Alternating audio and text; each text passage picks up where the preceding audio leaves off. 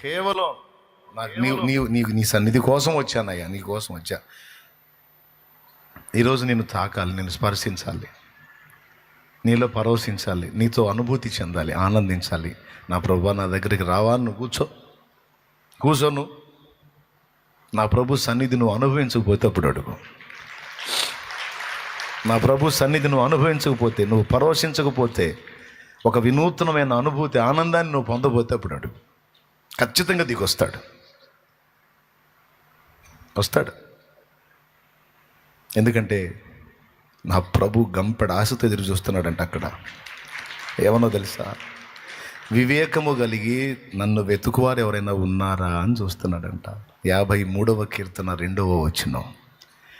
వివేకము కలిగి నన్ను వెతుకువారు ఎవరైనా కలరేమో అని దేవుడు ఆకాశం నుండి నరులను పరిశీలించెను అని రాస్తుంది. ఎంత ఆశతో చూస్తున్నారు తెలుసు. ఎవరన్నా నన్ను వెతుకుతారా? చాలామంది ఆయన దగ్గర సమస్యలకు పరిష్కారాలు వెతుకుతారు, స్వస్థత వెతుకుతారు, ఆరోగ్యాన్ని వెతుకుతారు, ఆయుష్ను వెతుకుతారు, ఇహ సంబంధమైన వాటిలో ఉన్న అనేక సంగతులు వెతుకుతారు ఆయన దగ్గరకు వచ్చి. కానీ ఆయన ఏం అంటున్నాడో తెలుసా, నన్ను వెతికే వాళ్ళు ఎవరైనా ఉన్నారా, నన్నుగా వెతికే వాళ్ళు ఎవరైనా ఉన్నారా అని. చూడు ఒకసారి ఆ వచనం చదువు. వివేకము కలిగి దేవుని వెదకువారు కలరేమో అని దేవుడు ఆకాశం నుండి చూచి నరులను పరిశీలించెను. ఒకప్పుడు దేవుని దగ్గర అనేక సంగతులకు పరిష్కారాలు అడిగాడు దావీదు. ఒకప్పుడు దేవుని దగ్గర అనేక సంగతులకు పరిష్కారాలు అడిగాడు. ఫలానా దాని మీద యుద్ధానికి పోదునా అని దేవుని దగ్గరికి వెళ్ళాడు.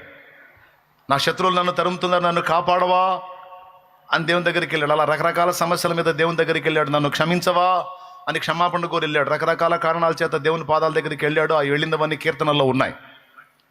కానీ ఒక దశలోకి వచ్చేటప్పటికి దావీదు అవేవి అడగల.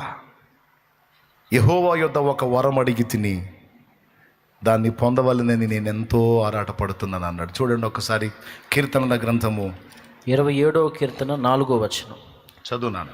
యెహోవా యొద్ద 27వ కీర్తన 4వ వచనం చదువు. యెహోవా యొద్ద ఒక్క వరము అడిగి తిని దానిని నేను వెదకుచున్నాను. యెహోవా ప్రసన్నతను చూచుటకును ఆయన ఆలయములో ధ్యానించుటకును నా జీవిత కాలమంతయు నేను యెహోవా మందిరంలో నివసింపగోరుచున్నాను. అదుగో ఇక్కడ వెండి బంగారాల ప్రస్తావన కానీ, రాజ్యము, కిరీటం, కీర్తి కాంక్షలు కానీ, భోగాలు కానీ ఏమీ లేవు ఇక్కడ. యెహోవా యొద్ద ఒక వరం అడిగి తిని దానిని నేను వెతుకుచున్నాను అన్నాడు.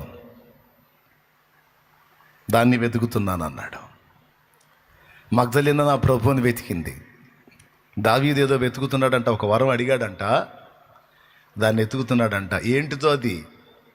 యెహోవా ప్రసన్నతను చూచుటకును ఆయన ఆలయములో ధ్యానించుటకును నా జీవిత కాలమంతయు నేను యెహోవా మందిరంలో నివసింపగోరుచున్నాను.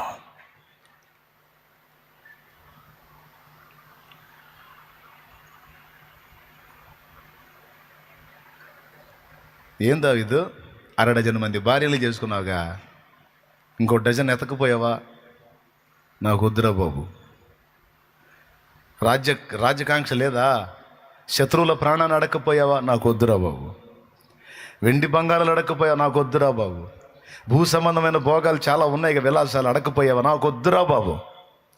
ఏంది దావీదు, అందరూ నీలాగా బతకాలని కోరుకుంటారు, అయితే రాజులయ్యే అన్ని భోగాలు అనుభవించాలని కోరుకుంటారు, అయితే నువ్వేంది దేవుడు అంటున్నావు అంటే, నేను అలానే అనుకున్నాను రా, రాజును అయ్యాక అర్థమైంది నాకు ఇదంతా ఒట్టిదేనని, బూడిదేనని. ఉన్నదంతా ఆయన దగ్గరే ఉందిరా, ఉన్నదంతా నా ప్రభు దగ్గరే ఉంది.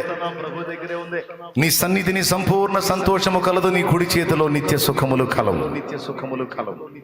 అందుకే ఆయన ప్రసన్నతని చూడటానికి, ఆయన సన్నిధిలో ధ్యానించడానికి నా జీవిత కాలం అంతా ఆయన మందిరంలోనే నేను నివసించాలని నేను ఆరాటపడుతున్నాను, నేను అదే వెతుకుతున్నాను అన్నాడు. ఇప్పటి వరకు మీరు దేవుని పాదాల దగ్గరికి వెళ్ళి రకరకాలు వెతికారు. ఈరోజు అడుగుతున్నాను, మగ్దలేన వెతికినట్టు, ఏం కావాలమ్మా నీకు, ఎవరిని వెతుకుతున్నావు, ఎందుకు ఏడుస్తున్నావు అంటే, యేసు కోసం ఏడుస్తున్నాను, యేసును వెతుకుతున్నాను అనగలవా? దావీదు ఏం వెతుకుతున్నావు? నేనా నా దేవుని ప్రసన్నతని వెతుకుతున్నాను, నా దేవుని ఆలయంలో ధ్యానించాలనుకుంటున్నాను, ఆయన సన్నిధిలో తుది శ్వాస విడిచేంత వరకు ఉండిపోవాలనుకుంటున్నాను. దేవునికి స్తోత్రం కలుగును గాక. హల్లెలూయా. మరి నువ్వేం అడుగుతున్నావు దేవుని ముందు? బాధలు, ఇబ్బందులు, ఇరుకులు, సమస్యలు, కష్టాలు, కన్నీళ్ళు అడుగు, తప్పలేదు. నువ్వు అడిగినా తీరుస్తాడు, అడగకపోయినా తీరుస్తాడు. అడగాల్సింది అడిగితే ఏంటంటే ఆయన సన్నిధి. ఎందుకు వచ్చావు నువ్వు? నీకోసమే వచ్చావు ప్రభువా. ఎవరు కావాలి నీకు? నువ్వే కావాలి. నేను కావాలా? నేను ఇచ్చేయి కావాలా? ఇచ్చేయొద్దు ప్రభువా. నువ్వేమి ఇవ్వకపోయినా పర్వాలా. నిన్ను చూడాలి, నిన్ను తాకాలి, నీ పాదాలు స్పర్శించాలి, నీ పాదాలు ముద్దాడాలి, నీ సన్నిధి అనుభవించాలి, నీ ప్రసన్నతను చూడాలి. నాకు నువ్వంటే ఇష్టం అని ఎప్పుడైనా ఏనాడైనా దేవుని ముందుకు వెళ్ళి నువ్వు అడిగితే ధన్యురాలివి, ధన్యుడివి.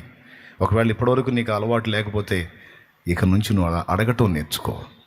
ఆయన సన్నిధిని ఆకర్షించడం నేర్చుకో. ఆయన ఆహ్వానించడం నేర్చుకో. ఆయనతో కూర్చోవడం నేర్చుకో.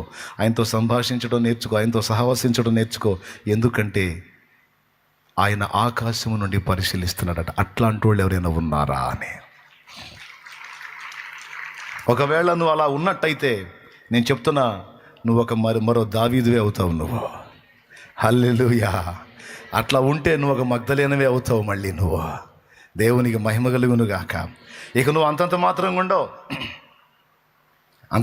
ఉండవు. రైట్. ఇప్పుడు 2 విషయాలు మీకు నేర్పాను అనుకుంటున్నాను. మొట్టమొదటిది, యేసును వెతకాలి, యేసు కోసం ఏడవాలి.